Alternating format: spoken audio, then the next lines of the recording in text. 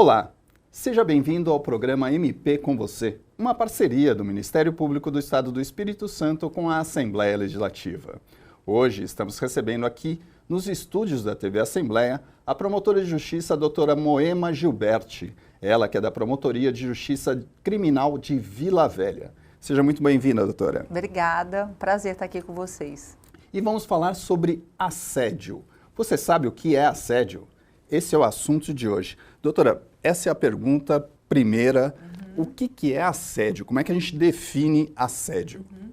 Então, Rubem, a gente tem duas formas de assédio. O assédio sexual e o assédio moral. Tecnicamente, a gente pode falar que o assédio é diferente da importunação sexual, que o assédio sexual é diferente da importunação. Mas, voz geral da população é que o assédio é a mesma coisa que a importunação, mas não, é diferente.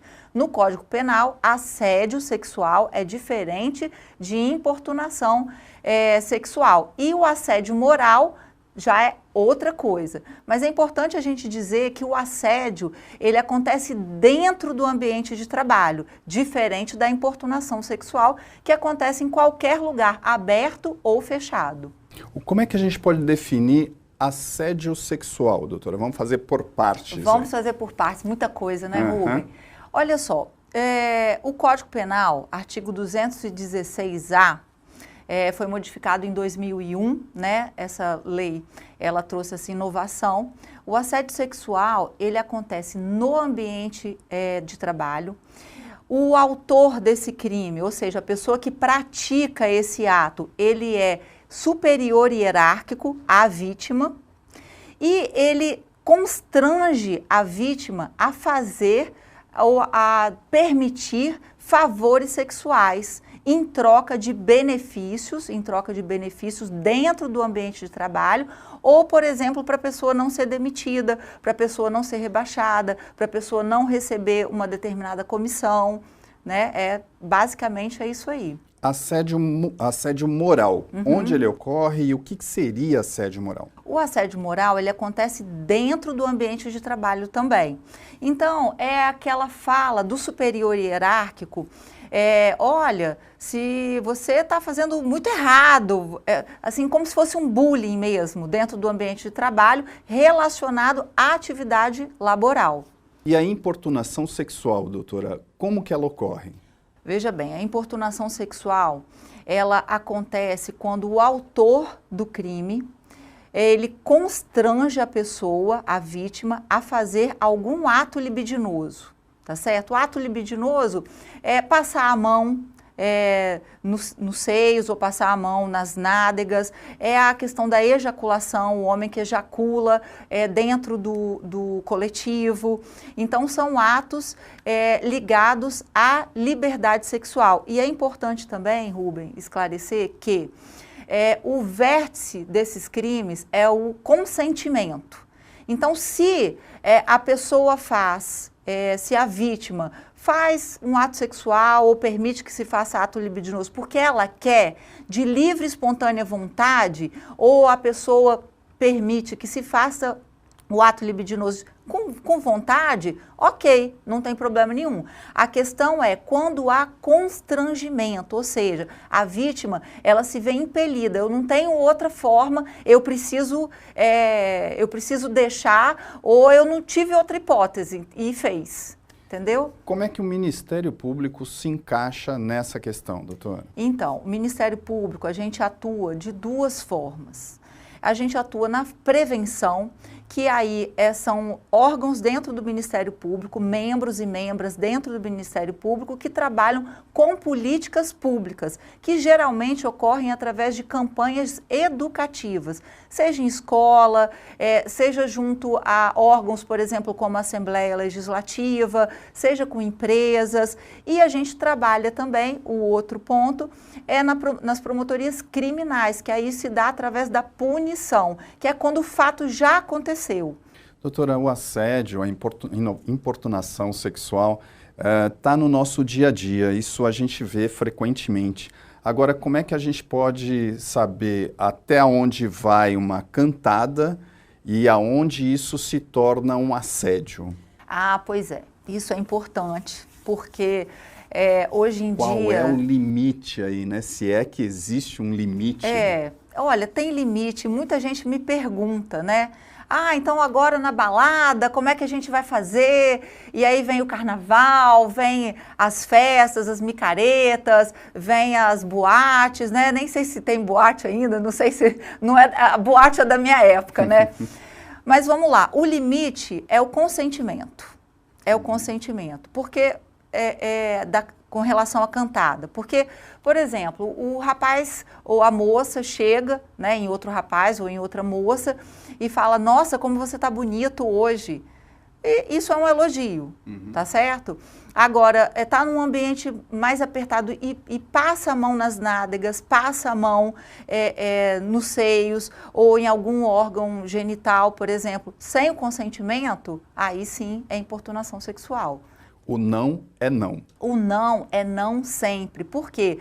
Tanto o artigo 216 quanto o 215A, 216A, 215A, o que está em tela, o objeto jurídico tutelado, ou seja, o que a lei está protegendo, é a liberdade sexual. Então, é o direito da pessoa dispor do seu corpo para o que ela quiser. Então, a gente sempre fala, né, quando a mulher diz não, não é não. E também quando o homem diz não, é não. E a gente está falando aí de um crime, né, doutora? É um crime. Todos dois são crimes. E a gente pode saber qual é a pena para quem comete esse tipo de crime? Então, vamos lá. O assédio sexual, isso é bem importante, é interessante sua pergunta. O assédio sexual, o crime, a pena, é de 1 a 2 anos. Isso é importante, por quê? Porque vai caber suspensão condicional do processo e se o ato não for praticado contra mulher, for contra homem, vai caber acordo de não persecução penal. O que é o acordo de não persecução penal? É um acordo que o Ministério Público faz com o autor do fato para que ele possa indenizar a vítima, possa reparar o dano, né, que é a indenização à vítima, e possa também retribuir à sociedade de uma outra forma, ou prestação de serviço à comunidade, ou pagamento de alguma quantia em dinheiro a alguma entidade beneficente, né? Doutora, a senhora tem no dia a dia da senhora, no trabalho que a senhora desenvolve lá junto à Promotoria de Justiça Criminal de Vila Velha, algum exemplo de algum caso que a senhora possa falar aqui para a gente? Então, Rubem, os casos... É importante a gente observar que muitas pessoas no ambiente de trabalho têm medo. Exato. Têm medo de falar. Medo, vergonha e da mesma forma a importunação sexual, né? A gente tem um muro de silêncio que guarda, infelizmente, esses atos. Então, no caso do assédio sexual, infelizmente, eu não tenho notícias, em Vila Velha, pelo menos, na Grande Vitória também, quando a gente faz os relatórios, de assédio sexual no ambiente de trabalho. Mas importunação sexual tem bastante, principalmente em coletivos. É o rapaz que ficou excitado e passou a genitália dele na mulher, né? Tem um caso famoso em São Paulo, que o homem ele se masturbou e ejaculou na mulher dentro do coletivo. Então, são casos assim mais frequentes, né? Dentro do coletivo. E esse tipo de situação traz consequências graves aí, né? Se é que a gente pode chamar assim, para as vítimas, não é isso, doutora? Sim. As vítimas, assim, normalmente, e também isso acontece muito no caso de estupro, né?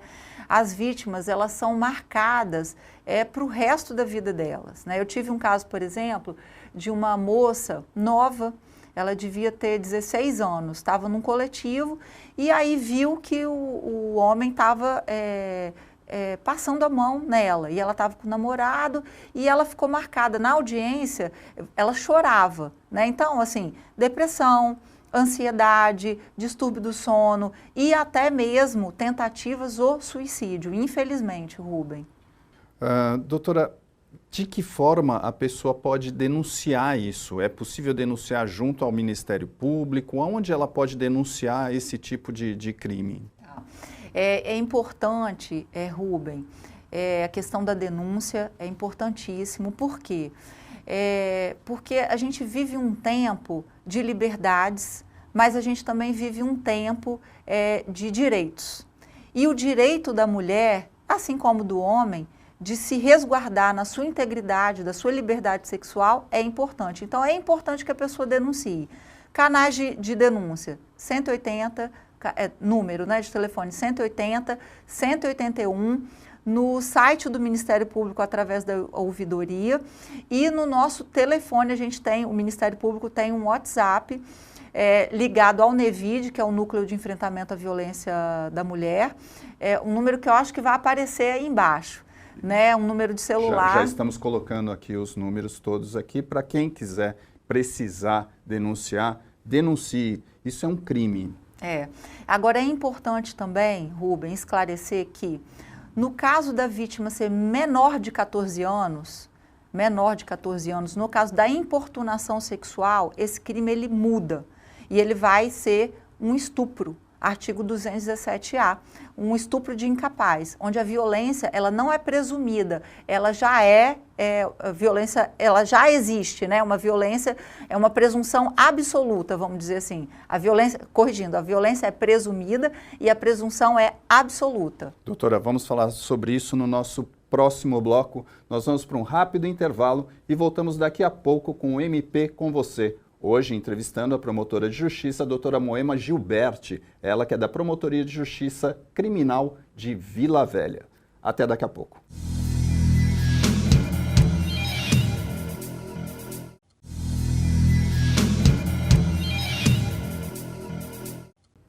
Estamos de volta com o MP com você, um programa do Ministério Público do Estado do Espírito Santo feito em parceria com a Assembleia Legislativa.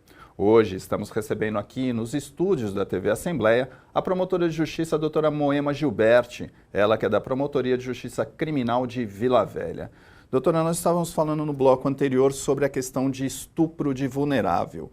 Qual a relação disso com assédio sexual, com importunação sexual? Como que a gente pode entender quando a gente trata de crianças? Tá, então vamos lá. Quando eu tenho uma vítima que é menor de 14 anos, o crime muda, vai para o 217-A, que é o estupro de vulnerável, tá certo? A pena é maior, é de 8 a 15 anos, não cabe acordo de não persecução penal, não cabe suspensão condicional do processo, não cabe nenhum tipo de benefício, a pessoa vai ser processada, julgada, se condenada for, vai ter pena. Então, no caso do assédio sexual, por exemplo, eu não vou ter uma vítima menor de 14 anos. Então, assédio sempre vai ser assédio, que é constranger, utilizando daquela relação hierárquica no ambiente de trabalho. O ato libidinoso, desculpa, a importunação sexual, ela vai acontecer quando constrange alguém a cometer ato libidinoso, tá certo? Perfeito. Se essa vítima for menor de 14 anos, esse crime, esse ato migra para o 217-A. Perfeito. Agora, doutora, a gente estava aqui comentando nesse intervalo, se porventura você está no ônibus, a pessoa está no ônibus e o cara passa ali atrás, por trás dela, isso é importunação sexual? Então. Desculpa, vamos continuar aqui. E se você está lá na micareta, no carnaval, o camarada puxa a menina e dá um beijo sem consentimento, isso é importunação sexual também ou a gente vai além? Então, Rubem, como eu disse, o limite é sempre o consentimento, é a liberdade sexual da pessoa. Então, aquela coisa que quando a gente vivia no Vital, aqui em Vitória, né, ou no Carnaval de Salvador, né, aquela coisa do beijo roubado, o beijo roubado sem consentimento e não houve um consentimento posterior, é importunação sexual, vai responder por crime. Foi lá e esbarrou. Foi um esbarrão sem querer? Não, né? A gente tem que ter uma certa prudência.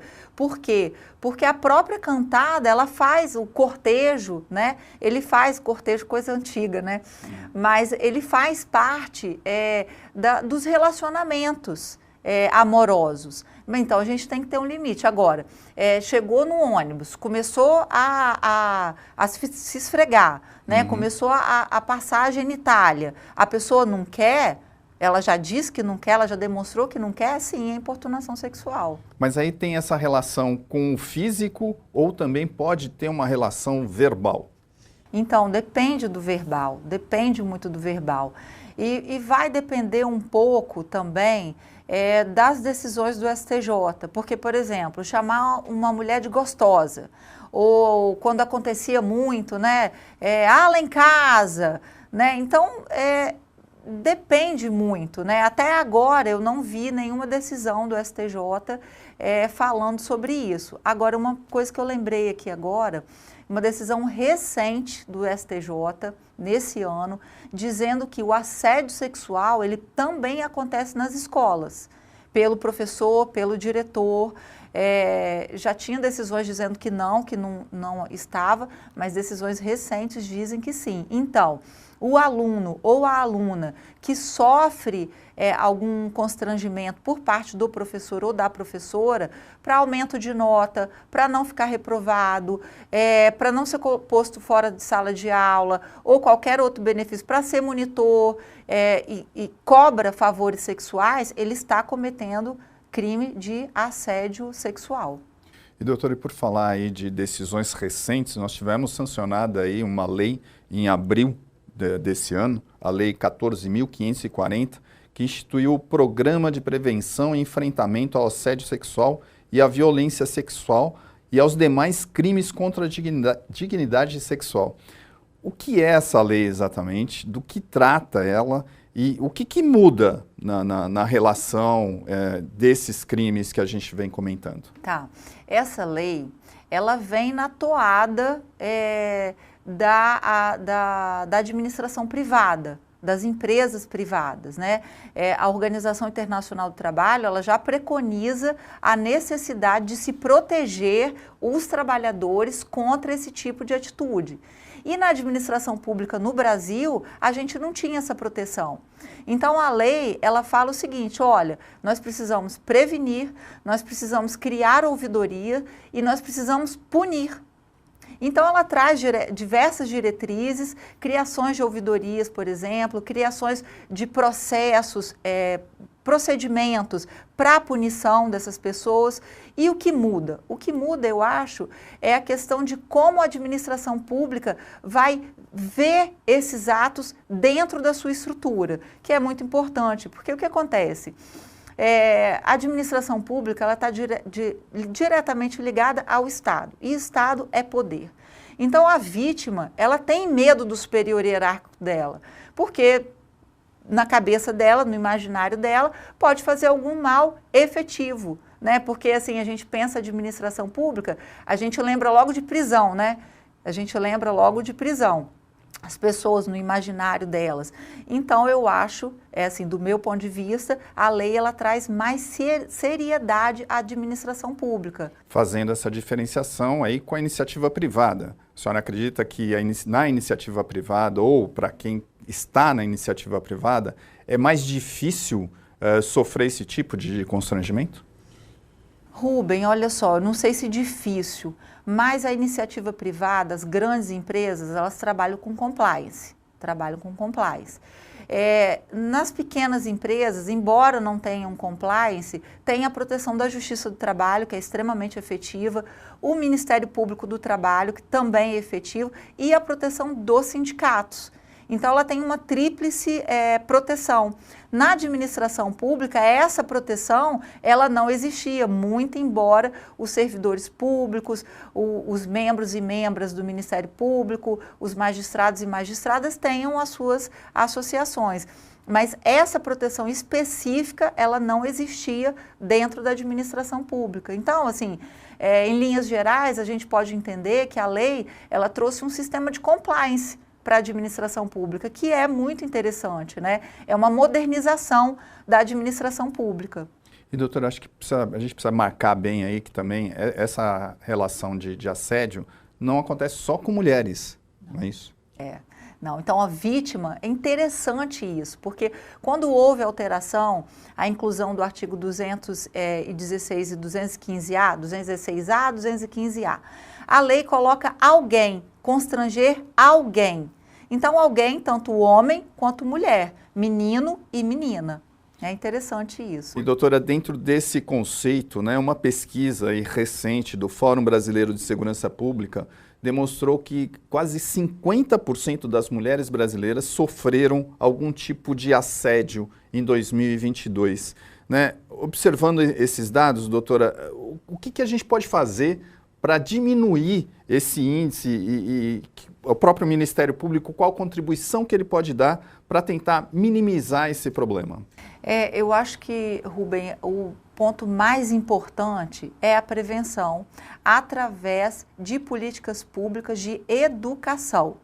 Então, seja através um canal que comunica muito as pessoas, novelas, programas de grande repercussão, né, redes sociais, educar as pessoas no sentido de que se faça respeitar o não da pessoa. Não é não. E ponto, eu não preciso ficar dizendo que não é não, não, eu não quero, né? Então, eu acho que assim, o principal ponto é nesse sentido. O Ministério Público, através do NEVID, tem um programa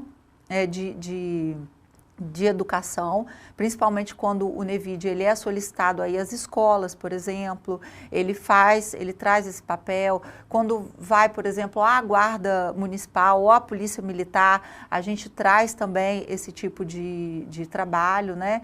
Então, assim, eu acho que as guardas municipais, a Polícia Militar também pode trabalhar de forma preventiva, de forma educativa, né, nos seus trabalhos. Então, assim, é educação. Eu acho que vale dizer também aí, doutora, a questão da família, né? Da educação na família, para que as crianças, para que as nossas crianças tenham uma outra noção, né? de como agir uns com os outros, não é isso? Rubem, a família, ela é a célula principal da sociedade, né? Ela dali da família, seja uma família monoparental, né? Seja qualquer tipo de família, é dali que se desenvolve as relações sociais. Então, a educação, ela vem de casa, né? Então, assim, interessante isso, porque a gente sempre coloca no Estado ou nas instituições a solução de todos os problemas, né? Quando, na verdade, a solução, ela vem de dentro de casa primeiro. A educação, a moral, né? Ela vem de dentro de casa. Eu acredito nessa vertente, né, de pensamento. A solução seria da própria sociedade, né? E, doutora, em relação a isso, qual a mensagem que a senhora pode deixar para quem está aí nos assistindo?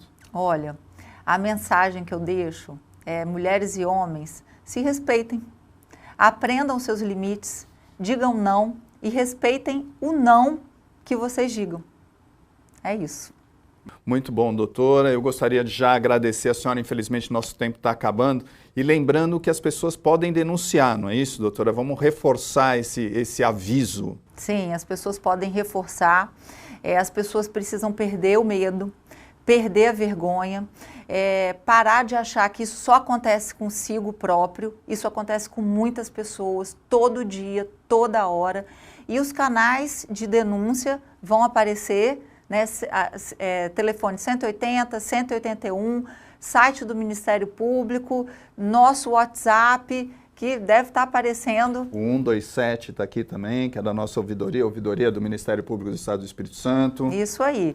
Então, assim, eu acho que o mais importante é a pessoa se respeitar, tanto o homem quanto a mulher, o menino, a menina, se respeitar, saber quais são os seus limites, dizer não quando não quer, e, principalmente, não ter vergonha nem medo de denunciar. Você que sofre esse tipo de assédio sexual, violência sexual, seja de qualquer tipo, você tem uma rede de proteção e você tem o Ministério Público como seu parceiro nessa luta e na proteção dos seus direitos. Conte conosco. Muito obrigado pela sua disponibilidade de comparecer aqui ao nosso programa. E o programa MP com você fica por aqui. Acompanhe o trabalho do Ministério Público por meio das nossas redes sociais. Até o próximo MP com você.